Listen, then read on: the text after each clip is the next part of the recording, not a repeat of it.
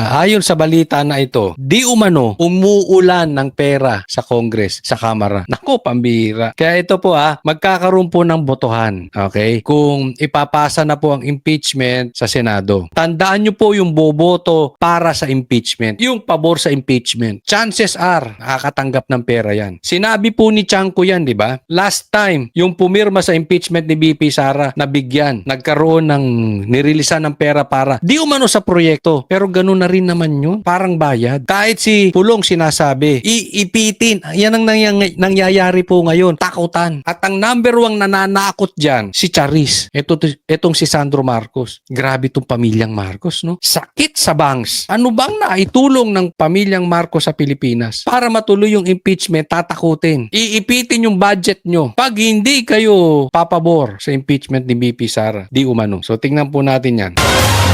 Unang iniulat ng Billionaire News Channel ang mga umano'y usapin ng tila paghahanda ni Majority Leader at Presidential son Sandro Marcos para sa inaasahang botohan sa House Plenary kaugnay sa impeachment ni VP Sara. Sa ulat, ilalabas na rin umano mga for later release na pondo ng mga mambabatas. Walang kumakantang mambabatas tungkol dito sa ngayon.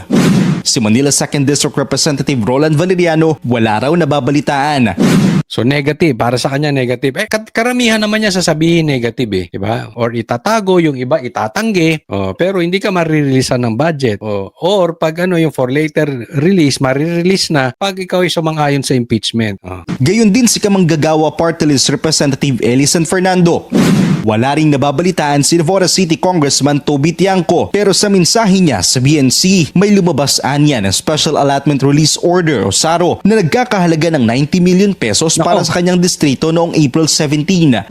3 araw ito matapos ang pagdinig ng House Justice Committee kung saan lumantad sa pagdinig ang self-confessed bagman ni VP Sara na si Ramil Madriaga. So alam nila magsasalita si Tiangco, di ba? So wala na siya nabalitaan, sinikreto na siguro sa kanya, pero may natanggap daw. Galing naman sa kanya, 90 billion. Hindi natin alam kung ano talaga ang purpose nito, di ba? Pinabulaanan naman ng ilang kongresista ang issue. Ang masasabi ko lang ay wala ako natanggap na ganun tawag. I am a member of the minority and perhaps you should ask the other members of the House. Pwede naasahan na natin na mayroong ganyan lalabas na mga balita at black propaganda padating dito sa... Ayaw pala pangalan nito, si Congressman Sendanya. Never heard Kaya natatawag ko siyang Congressman Ngiwi. Ito, ayun pala, yan pangalan niya.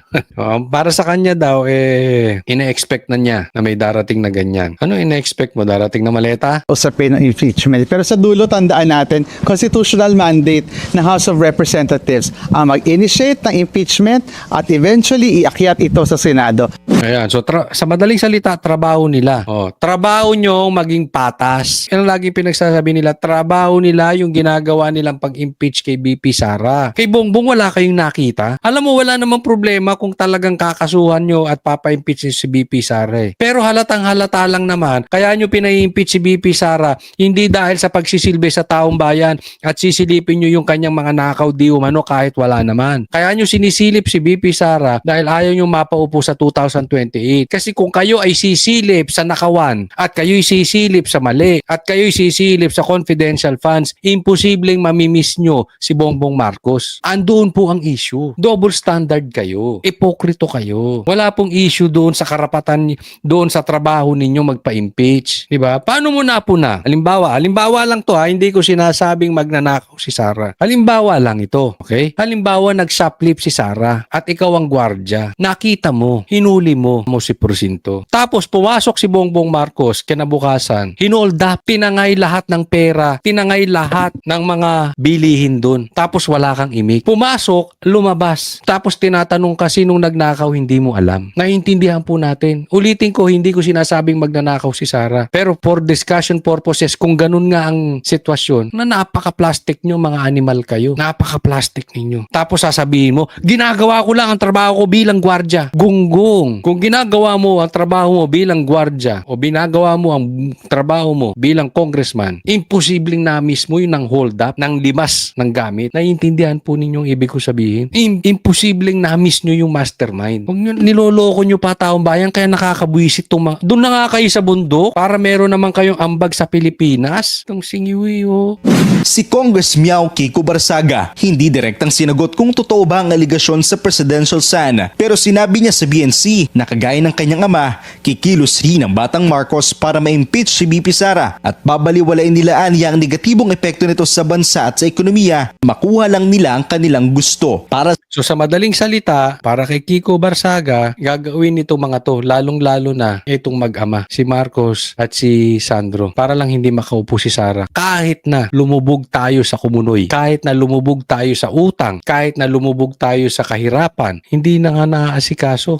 Next week, tataas na naman ang gasolina, alam nyo ba yan? Magkarga na kayo this week, tapos aasikasuhin yung mga animal kayo. Pataas-taas pa kayong kamay mga animal kayo. Ayon sa balita na ito, di umano, umuulan ng pera sa Congress, sa Kamara. Nako, pambira. Kaya ito po magkakaroon po ng botohan. Okay? Kung ipapasa na po ang impeachment sa Senado. Tandaan nyo po yung boboto para sa impeachment. Yung pabor sa impeachment. Chances are, nakakatanggap ng pera yan. Sinabi po ni Chanco yan, di ba? Last time, yung pumirma sa impeachment ni BP Sara, nabigyan. Nagkaroon ng nirilisan ng pera para di umano sa proyekto. Pero ganun na rin naman yun. Parang bayad. Kahit si Pulong sinasabi, iipitin. Yan ang nangyayari po ngayon. Takutan. At ang number 1 nananakot dyan, si Charis. Itong si Sandro Marcos. Grabe itong pamilyang Marcos, no? Sakit sa bangs. Ano bang naitulong ng pamilyang Marcos sa Pilipinas? Para matuloy yung impeachment, tatakutin. Iipitin yung budget nyo. Pag hindi kayo papabor sa impeachment ni BP Sara, di umano. So tingnan po natin yan.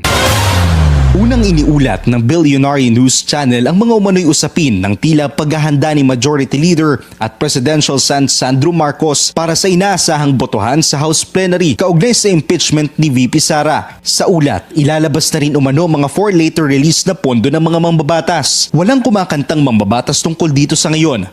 Si Manila 2nd District Representative Roland Valeriano wala raw nababalitaan. So negative, para sa kanya negative. Karamihan naman niya sasabihin negative, di ba? Or itatago, yung iba itatanggi.